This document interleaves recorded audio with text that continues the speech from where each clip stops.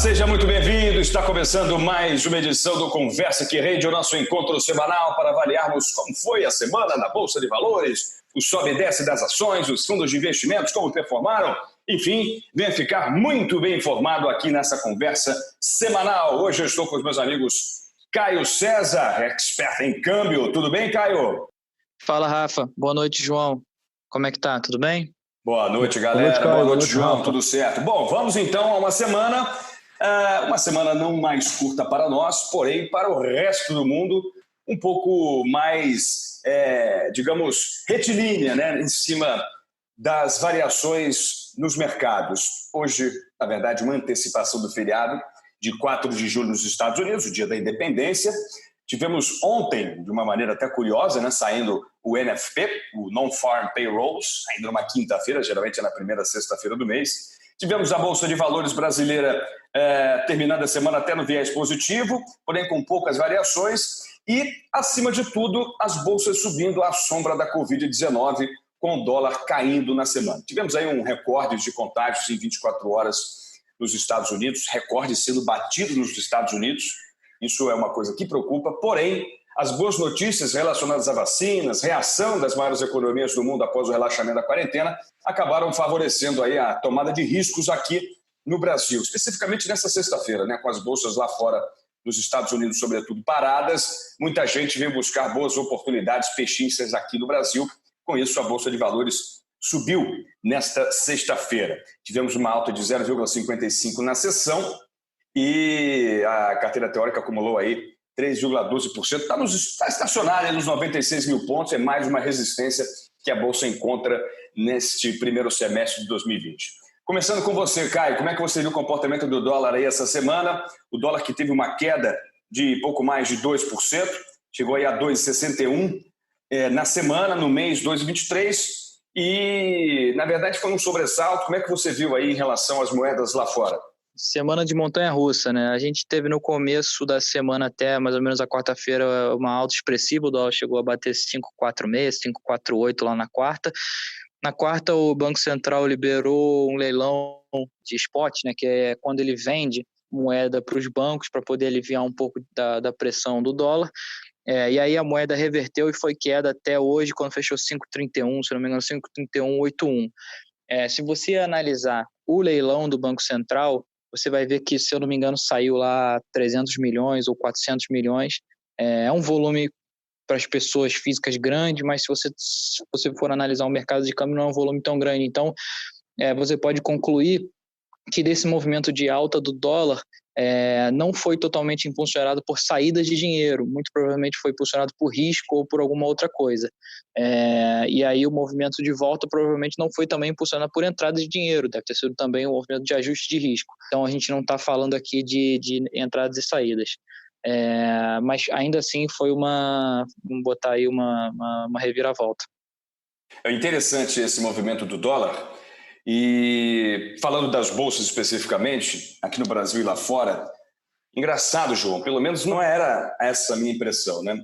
Mas tudo muito ainda baseado na volatilidade das perspectivas de cura da Covid-19, né? Sai uma vacina, a Pfizer está lançando, teve bons resultados, a bolsa sobe. Encontrou-se mais um medicamento que tenha mostrado eficiência no combate aos sintomas, no combate às doenças graves do coronavírus. As bolsas sobem de novo. Até quando a gente vai ficar nesse sobe e desce? Porque a vacina não deve ser para pelo menos daqui a 8 meses, hein, João? Isso vai acontecer até nós realmente começarem a surgir indicadores robustos de recuperação econômica.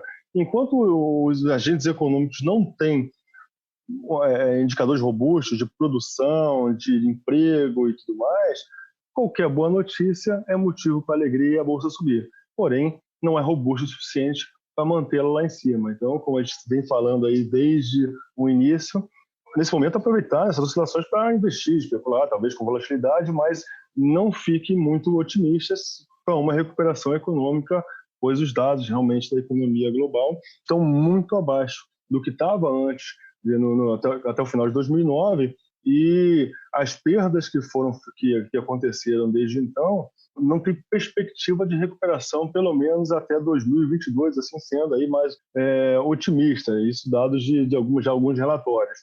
Então, assim, até um dado curioso que eu estava olhando aqui, na depressão de 29, sempre tem, se você olhar o mundo, sempre tem alguns países que vão estar em depressão e outros em expansão. Isso sempre é um fato comum dos ciclos econômicos. Da crise de 2029, 80% dos países do mundo estavam passando por uma depressão severa, desde o final do século XIX. E em 2008, era no ápice chegar a 60%. A crise botou 60% no mundo dos países com problemas econômicos, assim dizendo, nas tais depressões, né? E um fato que me chamou a atenção é que esta crise do coronavírus, 92 países, isso dados do Banco Mundial, então faltou referenciar, né? Dizem que 92 dos países do mundo estão passando com as suas economias por uma depressão. E os dados realmente importantes, os indicadores importantes econômicos, né, não estão se recuperando. Então, novamente, falo, isso é somente o que a gente chama de humor do mercado, aquela parte racional aí que o Robert Shiller gosta de falar bastante. Então, enquanto não tivermos bons indicadores, o humor, entre essa alteração entre bipolar, entre alegria e tristeza, vai surgir a todo momento. Então, tomar muito cuidado, buscar realmente investir em valor, em empresas robustas que têm capacidade de passar por essa crise aí com bastante parcimônia. É legal de falar, Rafa, até para quem está começando na Bolsa ou tenta entender as movimentações, que o mercado ele nunca negocia as notícias de hoje. Ele tenta sempre negociar os dados futuros, ele tenta sempre prever o que vai acontecer, tenta sempre dar um passo à frente, até para as pessoas poderem ganhar dinheiro nas movimentações acertando ou perdendo dinheiro errando.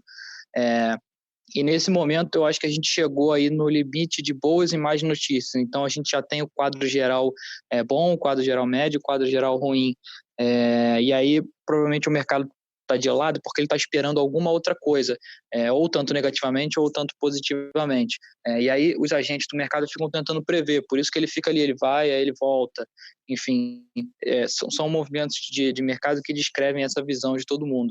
Vocês têm toda a razão, mas uma coisa que me preocupa muito é que geralmente as bolsas elas têm essa volatilidade, elas acompanham certos movimentos, porém baseados naquilo que o João falou, né? Em dados econômicos, em estimativas de investimento, a dados de desemprego. Quando a gente tem um movimento de bolsas para cima ou para baixo, né? Não estou aqui querendo deixar nenhum viés na mesa, mas quando essa volatilidade está relacionada a questões sanitárias, a questões médicas, né?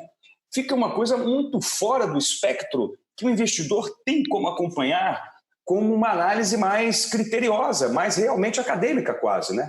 Ou seja, está fora do que os caras entendem de fato.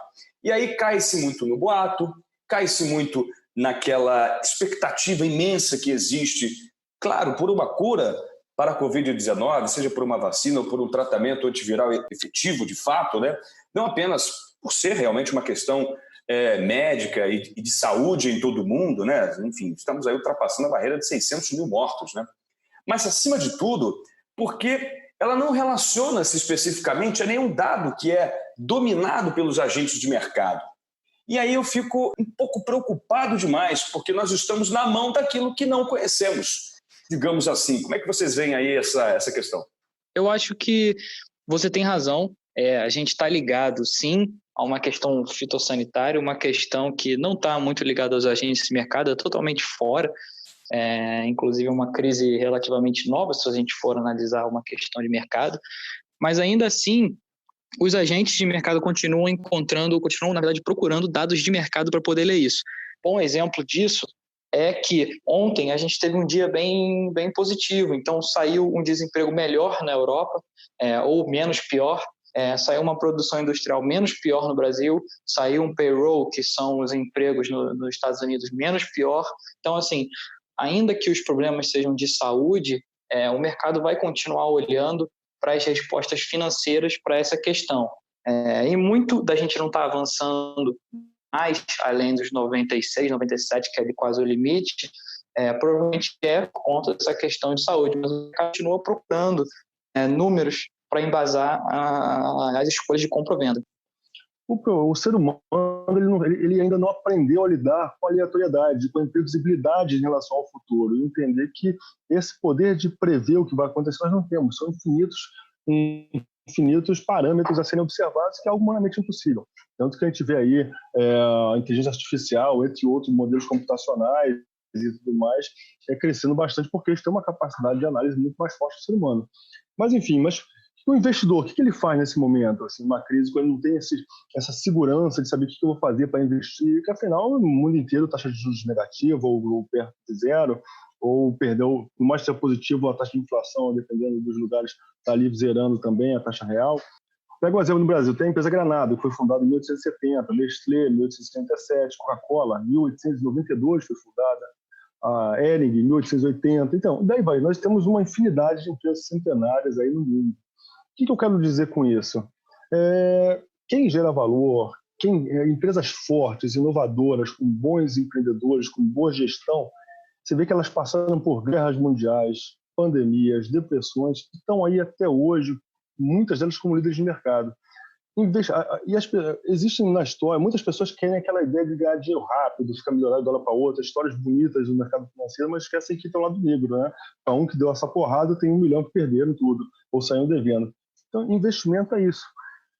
Achar boas empresas inovadoras, que têm capacidade de adaptação e de se inovar mediante todos os meandros que a economia, que o mundo nos coloca na nossa frente, investir nessas empresas, acreditar e saber lidar com a volatilidade do mercado, é isso que é investimento, é isso que gera riqueza. Se você fizer qualquer coisa diferente disso, você vai estar especulando e vai estar suscetível a esses altos e baixos e poder simplesmente ser surpreendido por uma notícia ruim de perder grande parte do seu patrimônio no momento que você não esperava.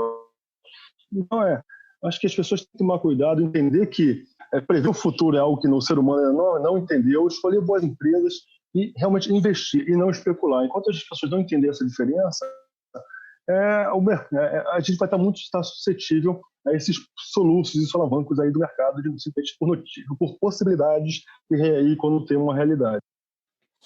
Eu só fico um pouco reticente, porque eu entendo absolutamente tudo que você falou, né? E, aliás, essa é uma grande dica, né, para você que está buscando fundos de investimentos ou até produtos de natureza de longo prazo. Perceba a resiliência das empresas, perceba como elas se comportaram na crise, como elas saíram da crise, como elas performaram depois, porque é isso que vai te dar todos os indicativos do que provavelmente está por vir. Claro, essa crise ela é diferente, essa crise ela tem ingredientes distintos daquelas que o mercado financeiro viveu em tempos atrás, né? Porém, eu acredito que algumas empresas, pela governança, pela boa gestão, pelo bom caixa, elas conseguem superar a crise independentemente de onde vem o inimigo, né? Então essa, sem dúvida nenhuma, vocês estão perfeitos. É uma dica fundamental para quem quer fazer investimentos inteligentes. Mas vamos lá, vamos então. Tenho aqui algumas perguntinhas. Vai lá, João. Só complementando, Rafael, e outra coisa assim, mas, poxa, às vezes eu sou formado em educação física, eu sou médico, eu sou engenheiro, eu não sei fazer isso. É que nem eu sou economista e matemático. Quando eu tenho uma doença, eu não vou no Google e tento me diagnosticar, eu vou no médico. Então, exatamente, existem vários fundos de qualidade profissionais capazes de fazer isso. Então, delegue. Entender que o mercado financeiro, o seu bolso, o seu patrimônio que você juntou às custas do seu tempo e dedicação, é igual à sua saúde que você delega a um médico que você confia. Então, assim, uma coisa que eu vejo muito hoje, que eu acho que é a dor de cotovelo de muitos investidores que viram a crise de 2008, a recuperação em 2009, e está achando que agora é fácil ganhar dinheiro na bolsa, não sei, e entender que, cara, o mercado ele não é benevolente com quem está fazendo com quem faz de qualquer forma.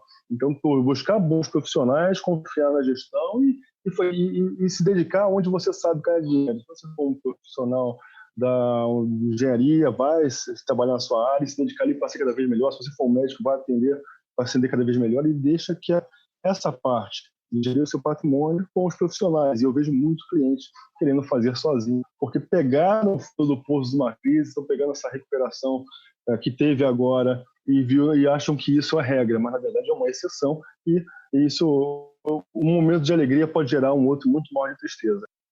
Perfeito, é isso aí. Algo mais a acrescentar aí para a nossa semana, Caio? Você deu dados interessantes aí sobre PMI europeu, o índice de serviços aqui no Brasil, realmente veio um pouco melhor do que o esperado a produção industrial aqui no nosso território. O NFP, né, enfim, houve uma estimativa de 3 mil 3.000K. Como é que eu falo 3.000K? 3 milhões, né? 3 milhões de empregos criados. Às vezes a cabeça dá um tilt.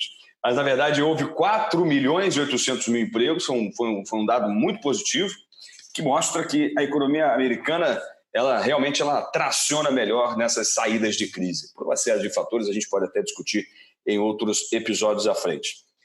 Mas vamos lá, Caio, quer acrescentar algo aí para essa semana ou já podemos passar para as perguntas dos nossos ouvintes? Não, Rafa, essa semana a gente teve bastante informação importante.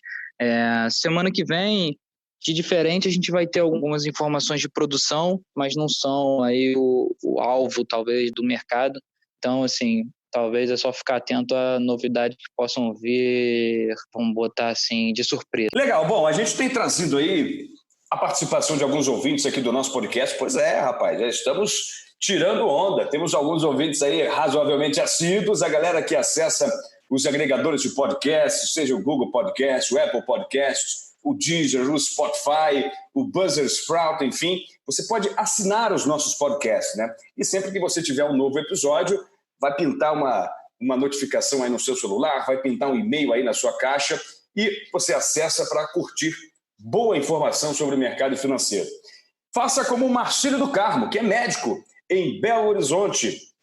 Ele tem uma pergunta interessante sobre dividendos, que é, sem dúvida nenhuma, uma boa forma de você fazer investimentos e conseguir aí bons retornos financeiros a longo prazo. Ele diz: tem uma carteira de dividendos, o qual sempre busco melhorar até o fim do ano, batendo o Ibovespa.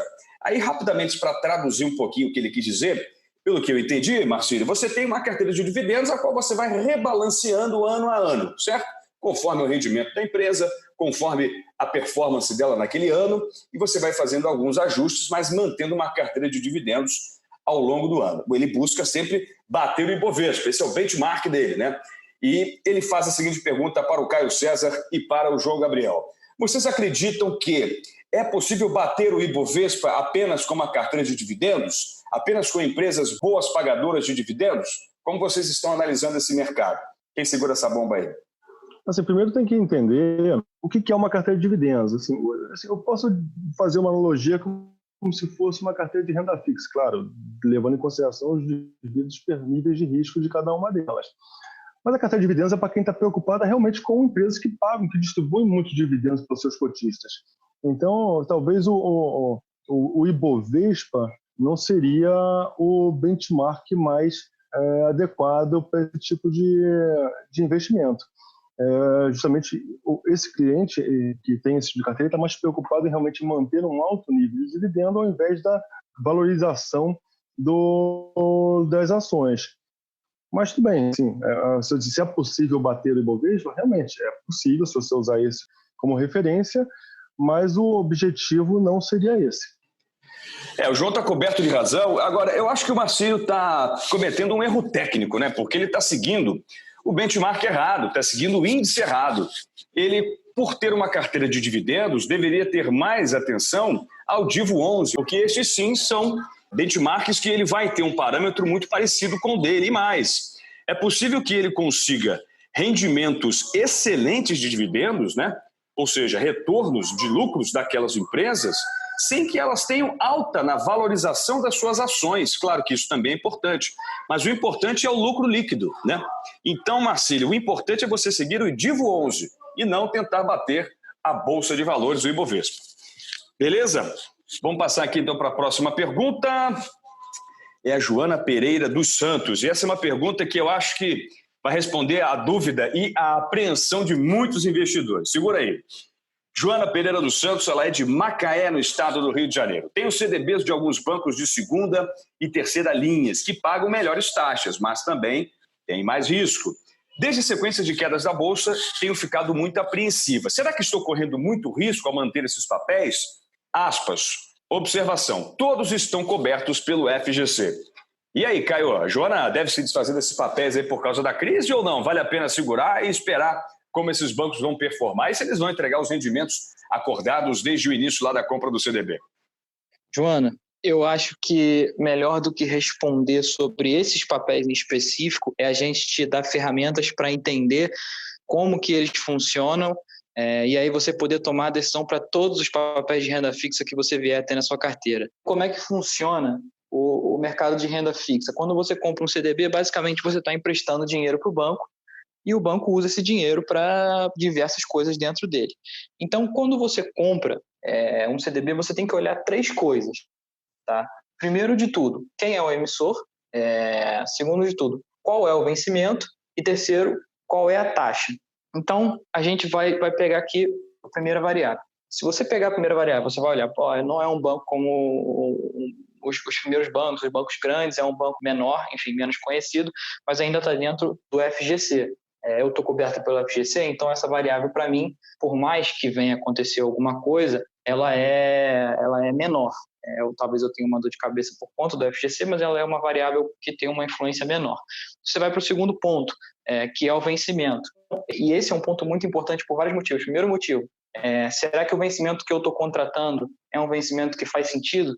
Porque eu estou pegando aqui um vencimento para 2035 só porque eu vi que tem uma taxa melhor, mas eu vou precisar do dinheiro daqui a 6 meses. Então, assim, será que esse vencimento é um vencimento que se encaixa? Ou será que a minha estratégia dentro desse vencimento faz sentido? Eu estou contratando para 2035, mas se eu sair daqui a 10 anos, talvez eu não tenha tanta perda. Então, procura buscar vencimentos que se encaixem com o seu planejamento financeiro e, mais, além disso, procura ter vários vencimentos.